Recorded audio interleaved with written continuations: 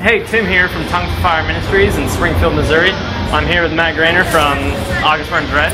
Just gonna ask him a couple questions. So, how did August Burns Red get its start?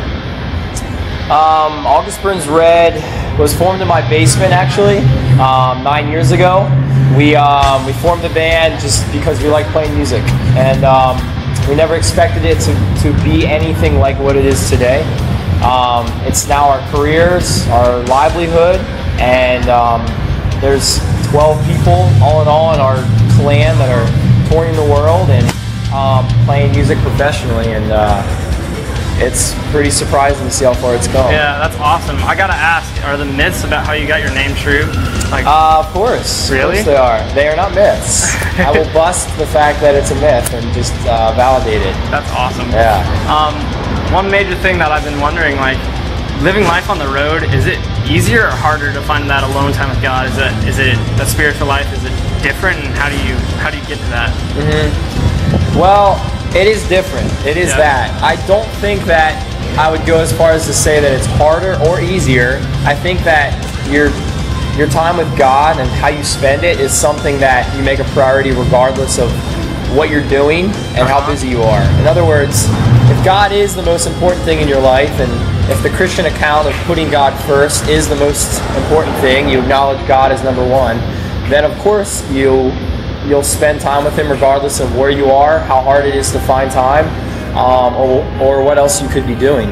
And I think in touring, I've found that it's definitely not hard to spend time with God. It's not hard to spend time in the Word. It might be hard to want to, but it's not hard to actually make that time. There's always a part of the day you could make time to pray and read the Word and spend time with God. For sure, that's awesome.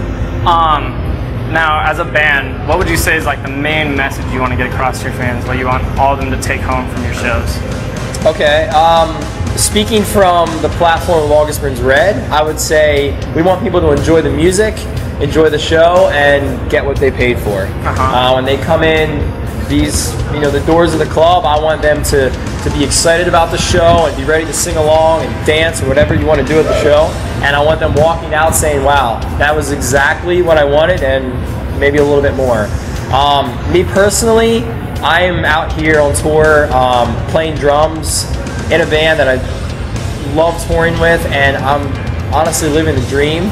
And it's made complete in light of the fact that I can do it for Jesus. Because people know what our lyrics are about.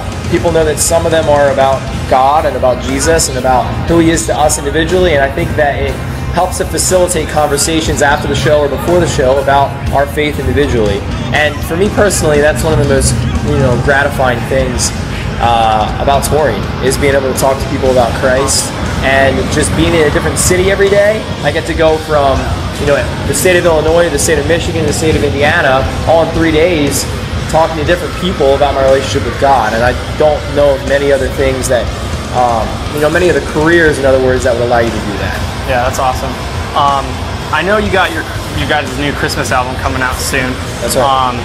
What can we look for on that? I know in your previous Christmas music, like, it's all been like instrumental stuff. Is there going to be vocals, or is it all covers? Is there new originals? Half of me wants to just say we're not talking about that, and the other half of me says, well, okay, well, let's leave it a surprise. How's that? It's a surprise. I'd say a little bit more than half of me wants to keep it a surprise. So you will enjoy it, and you've heard, possibly by this time 2 or 3 songs that are online, and those 2 songs are instrumental. So maybe you should take a guess. So, and that's up for pre-order now, right? That is. Yeah, so go pre-order that. It's going to be awesome.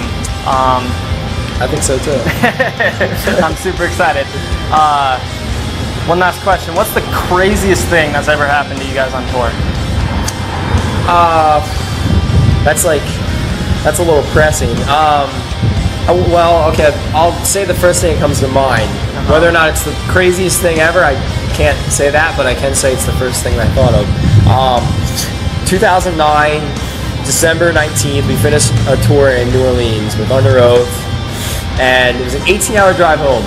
We were driving overnight. It was Jake and I up front. It was raining. Couldn't see the trailer very well, and a wheel bearing blew out. When that happens, you can usually see smoke. Well, it was raining and 3 a.m. So we blew up a wheel bearing, and it actually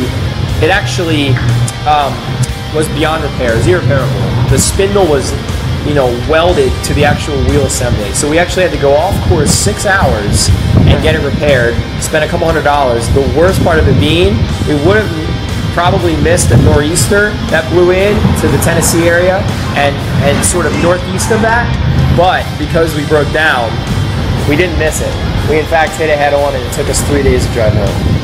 And there are lots of stories inside of that story itself that well, you'll just have to ask me about sometime. All right. All right. Well, thanks for taking this time to do this interview with us. It's been great. I'm looking forward to seeing your set. Really excited. Awesome. Awesome. Thanks, man. God bless. Take care.